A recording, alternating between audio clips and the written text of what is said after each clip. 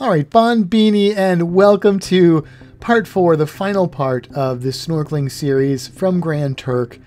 After this, we're going to do some diving in the Dominican Republic. We're going to see some snorkeling in Aruba and Curacao. So those are the ones that I have on the plate right now. Oh, now there's another initial phase, stoplight parrotfish. So parrotfish, like a lot of fish, still upset about the fogged lens. Come in different varieties, so they usually have the juvenile form, and then they will go into their non-dominant or female form, which is called the initial phase, and then there'll be usually just one or so male or dominant male, which is called the terminal phase, and they look totally different. So, okay, now there are those small grouper. Let me see if I can get an ID on those. There's some subtle differences that make them stand apart between these different species. And my best guess on these at this point, and I may change that, is that it is probably a Graysby, although it might be a rockeye. I really got to see them a little bit better.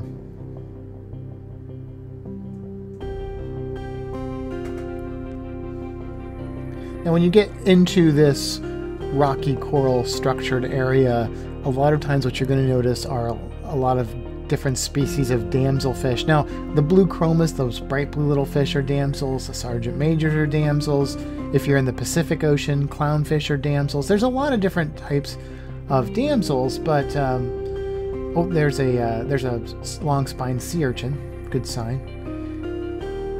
But the thing that they have in common is they tend to be small and they tend to be very territorial. So you'll see in the Curacao video, if you watch, I got some really good footage of some damsels who are just really adamant on kicking me off of their property. So it's kind of funny when a 2-inch fish just thinks it's a lot tougher than a 5'10" human swimming around. But that's, you know, more power to them. Tough little fish.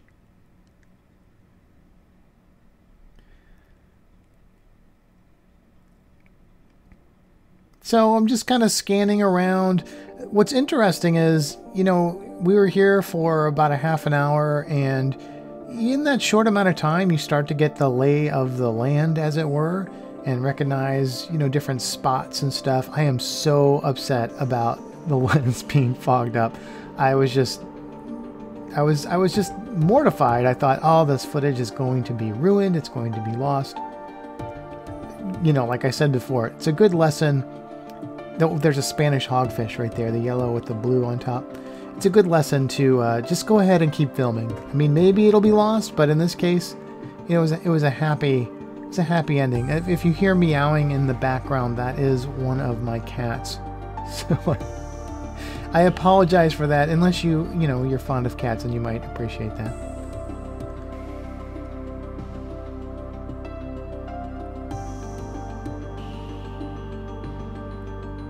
Charlie again. I love snorkeling with people, but I'm not a very good snorkeling buddy because I get very distracted and go off on my own, and then I look back and I'm like, where'd my friends go? Well, there are those fish again. There's just the way you can identify a lot of these fish, the differences are often based on small markings. The fish might be able to change its colors, but there's probably some marking on the tail, on one of the fins, just somewhere that it cannot change. So if you have a good field guide, you can kind of use that as a reference. Or, you know, there's some good references on the internet. The book that I use is called Reef Fish Identification, Florida, Caribbean, and Bahamas. It's by Paul Human and Ned Deloach. And these are really kind of the standard, I think, in Caribbean reef fish identification books. They're pretty thorough. They also have one that's kind of a series. They do different areas too, but I'm never in those other areas. So I wish I was, but I'm not. So I just have the Caribbean ones, but they also have one that's on coral specifically, and then they have one on like other invertebrates that's going to cover different species. Now this fish that's popping up from the bottom, this is a red hind, and the way that you can tell is that, and you're going to see this fish again because I believe this is the one I'm thinking of. They can be pretty variable on their colors. They can go light and dark. Yeah, there it is hanging out. But what it can't do is it can't get rid of these black margins on the caudal fin, the tail fin, and then the back fin, the back dorsal fin, and the anal fin. So they're kind of a black margin on the edge of the fin with like a thin white line on the very edge of it, and that's a giveaway. So if you compare it to some of the other hinds and other grouper type fish that are sort of in that same size range and similar markings, they don't have that. So this is how you can identify this fish. That's how specific you often have to be. And you can see I'm kind of following that fish a little bit. Now it's off to the left. We're going to come back to it because that fish did something really interesting. And so we'll get to see that pretty soon here. Did I lose him? I think there he is. Yeah, so he's swimming up there. He's just like meandering through the reef, and he's not just wandering aimlessly. He's got a destination. I say he, I don't know if it's a he. She, let's say it's a she. She has a destination that she is going. Sometimes you can tell with fish if they're male or female, because like I said, they might have the terminal phase or the initial phase. A lot of fish, especially like parrotfish, will actually change their sex. So they'll be females, but then when the dominant male is gone, then one of them will change their sex, they'll change their patterns, and they will become that terminal phase dominant male. There it is there again. Do you see it swimming down there?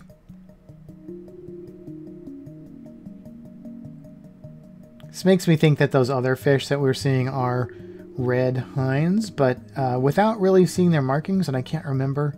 I probably knew right after I got out of the water, but I can't remember for sure what they looked like because I took so long to do this. Thank you for those of you out there that kind of poked and prodded at me and said, you said you were going to make narrated full versions of the snorkel and dives, and then I didn't. And part of the reason is I didn't know if anybody would really be interested. So thank you if you are interested, and definitely let me know. So that'll encourage me to do more. So here's our friend. Here's our friend, and what this fish is doing is it's come to something called a cleaning station.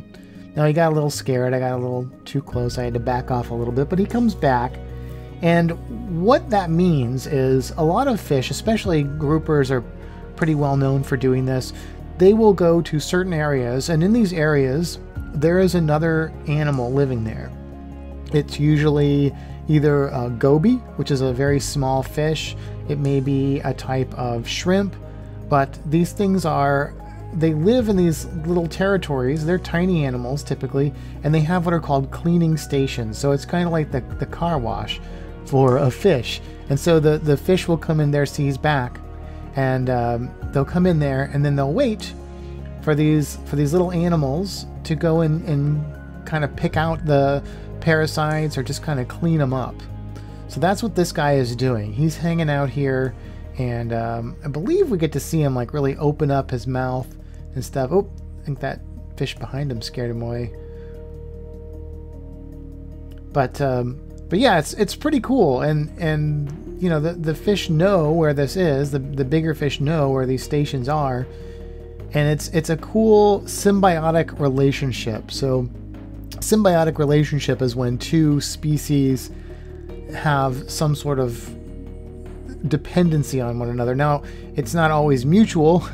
Sometimes it's parasitic, sometimes it's commensal.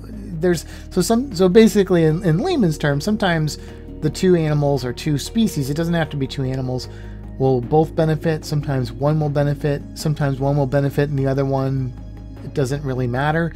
And then other times one will benefit and one will the opposite word of benefit. Why can't I think of the opposite word of benefit? We'll suffer for it. That would be an example of a parasitic relationship.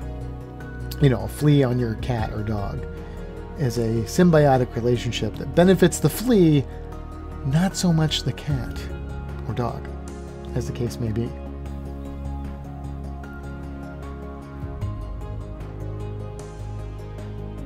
So there is a little bit of human structure there. You see that kind of grid of metal.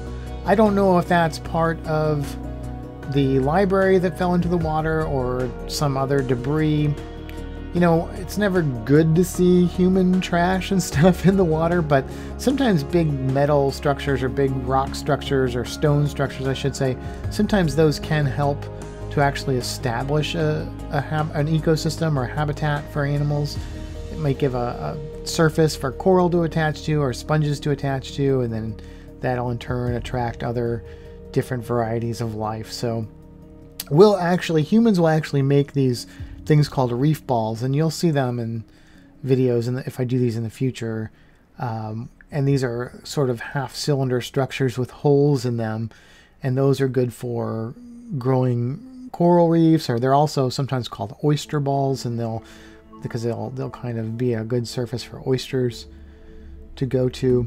Now, this rubble, a lot of the rubble that you see right there is pieces of coral skeleton. The things that look like branches, those are actually mostly those are staghorn coral, bits of staghorn coral that have been knocked off and broken and make up sort of part of that seabed now.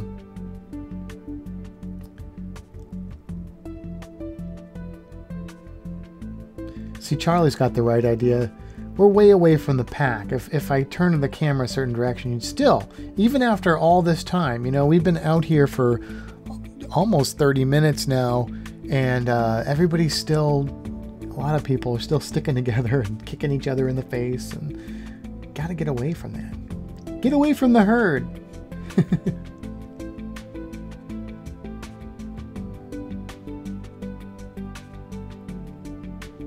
Yeah, see some of them over there. But yeah, you can see some of that fire coral here, that mustardy yellow color stuff. Sometimes it's got a little bit of white on the edges. Don't touch that.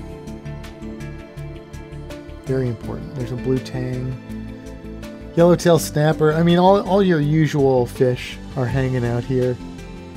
And that's the cool thing. I mean, you don't have to have a huge, elaborate, beautiful coral reef to see a lot of biodiversity and different, you know, types of animals. You're still going to see them. It's cooler to see the coral, for sure, but you're still going to get a lot of different colorful fish and different animals. So, pretty neat stuff. There's another initial phase stoplight parrotfish. I haven't seen any of the terminal phase on these videos yet. They are a fish that I see fairly often. This is a stony coral here. Pretty cool. But we'll see. We saw the queen parrotfish in that last location. Quite a few queen parrotfish, and we saw at least one. Oh, there's a Spanish hogfish. We saw at least one terminal phase. And more grunts down there, are snappers. Grunts and snappers, I should say.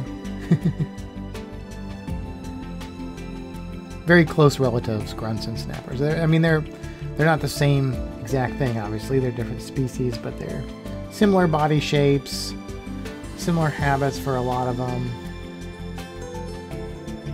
Just like damsels. There's a lot of different species of damsels, or parrotfish, angelfish. You know, there's different varieties or different species, but they have certain characteristics. So when you're trying to identify fish, the first thing, you don't need to memorize every species of fish right away, unless you're like me and you think that's fun. But a better way to do it, and a simpler, maybe more logical way to do it, is just to kind of recognize certain forms. You know, I can look at a fish, and even if I don't know what species of grouper or sea bass it is, or damsel that it is, or wrasse that it is, or parrotfish, which is technically a wrasse, but I can kind of narrow it down. So when I go into the field guide and try and ID it, I'm not looking at all the fish in that area. I'm just looking at a variety of species. So if it's a parrotfish, you know, there's probably 10, 12 different common species it could be, depending on the region you're in. Now, a lot of these here, what you're seeing, a lot of these are juvenile wrasse, probably some juvenile, maybe grunts and snappers in there too. But the yellow ones with the white belly, I believe most of those are bluehead wrasse, but there are quite a few. Now this is a good example of fire coral that's probably taken over some other coral, but yeah, there's a lot of them that look very, very similar when they're juveniles, and then they'll look different as adults. One of the advantages of snorkeling with a buddy is that you have more eyes, so you can see different things. I can see stuff. Charlie could see stuff. There's Charlie, saw something right here. He's letting me know about it, so that's a pretty cool thing, and you can kind of share that experience. Now, in this case, Charlie found this fish kind of cool, and this is a good example of a fish that you wouldn't find in amongst the thicker coral areas. But they like to hang out on the outskirts.